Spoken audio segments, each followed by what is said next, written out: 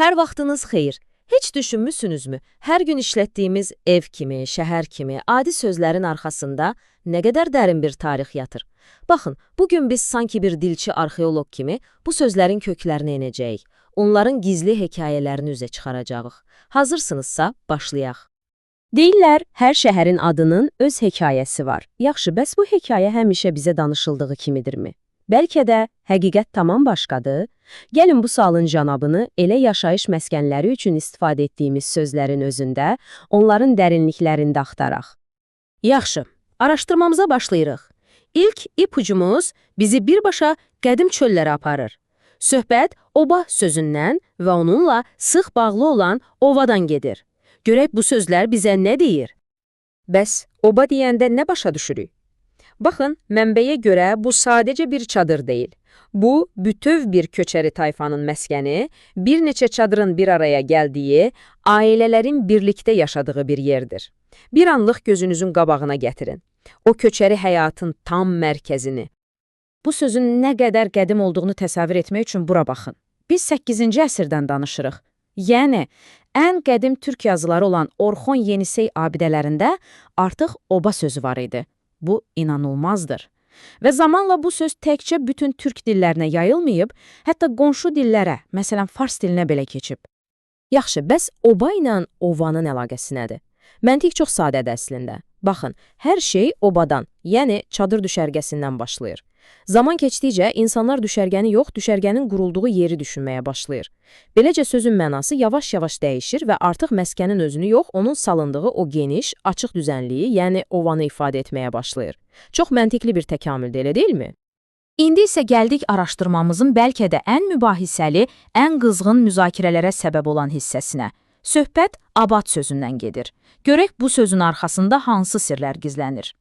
Mənbənin iddiası çox kəskindir. Baxın, birbaşa sitat gətirilir ki, bu sözün türk mənşəli olması faktı güya fars dilli sevdalıları tərəfindən təqdim və təhrif edilib. Bu əlbəttə ki, dilçilikdə ümumi qəbul olunmuş bəzi fikirlərə birbaşa meydan oxumaq deməkdir. Olduqca cəsarətli bir mövqedir. Yaxşı, bəs bu cəsarətli iddianın arxasında hansı dəlillər dayanır? Mənbəyə görə hər şeyin açarı qədim türkçədə su mənasını verən bu sözüdür. Elə bulaq, bulut kimi sözlər də məhz bu kökdən gəlir. Amma ən maraqlısı nədir bilirsiniz? Bu qədim söz bugün də yaşayır. Məsələn, körpələrə su verəndə işlədilən bü və ya büvə sözündə. Deməli, mənbənin gəldiyi nəticə budur. Abad, bu olan, yəni suyu olan su kənarında salınmış məskən deməkdir. Yəni, məsələnin kökü budur. Bəli, biz Əliabad, İslamabad kimi yüzlərlə fars toponimi, yəni yer adı tanıyırıq. Amma mənbə iddia edir ki, bu sözün fars mənşəli olması demək deyil. Əksinə, sözün kökü türk dilindədir və sadəcə olaraq fars dilinə keçib orada uyğunlaşdırılıb. Yəni, proses əksinə işləyib. İndi isə gəlin bu dilçilik səyahətində daha şəxsi bir dayanacağa, hamımız üçün doğma olan ev sözünə nəzər salaq. Gəlin görək, bu bir hecalıq sözün arxasında necə bir hekayə var? Söhbət öy, öv və evdən gedir. Bu sanki ev sözünün ailə ağacıdır. Baxın, hər şey ən qədim, yəni prototürk forması olan öy və ya ögdən başlayır. Ondan öy forması yaranır. Bu ən qədim formadır. Sonra dialektlərdə və arxaik dildə öv variantı da var. Və nəhayət, bizim bugün işlətdiyimiz ev sözü müasir Oğuz dillərindəki formasıdır. Hamısı eyni kökdən gəlir. Bəs bunun tarixi sübutu varmı? Əlbəttə var. Özü də daşlara həkk olunmuş sübut. Yenə 8-ci əsr Orxon Yenisey abidələrinə qaydırıq. Orada birbaşa belə bir cümlə var. Öyümə bastı, yəni evimə hücum etdi. Bu, 1000 illərdən daha əvvəl öy sözünün məhz ev mənasında işləndiyinin təkzib edilməz bir dəlilidir. Yaxşı, sual yaranır. Necə oldu ki, öy evə çevrildi?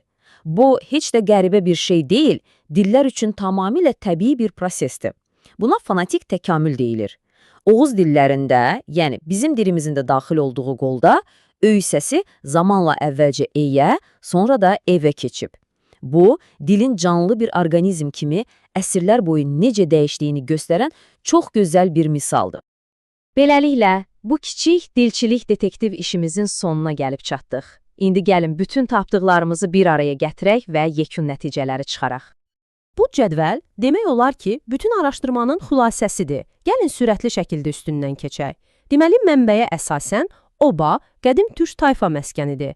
Ova, obadan törəyərək düzənlik mənasına gəlib. Abad, kökündə su anlamı olan və sonradan fars dilinə uyğunlaşdırılan türk sözüdür. Öy, ev sözümüzün ən qədim prototürk formasıdır. Və nəhayət, bizim ev, öy sözünün təbii fonetik təkamülü nəticəsində yaranıb. Bir anlıq fikirləşin. Qədim bir köçəri çadırından, bugünün nəhəng, müasir şəhərinə qədər. Bütün bu sözlər əslində sadəcə hərf və səs yığını deyil. Onlar bizim tariximizin, dilimizin, mədəniyyətimizin izlərini daşıyan canlı bir xəritə kimidir. Və sonda, gəlin bu sualla yekunlaşdıraq. Görəsən, hər gün fərqinə varmadan işlətdiyimiz daha neçə sözün içində belə gizli hekayələr, unudulmuş tarixlər yatır. Bəlkə də ən böyük kəşflər elə burnumuzun ucundadır. Bu barədə düşünməyə dəyər.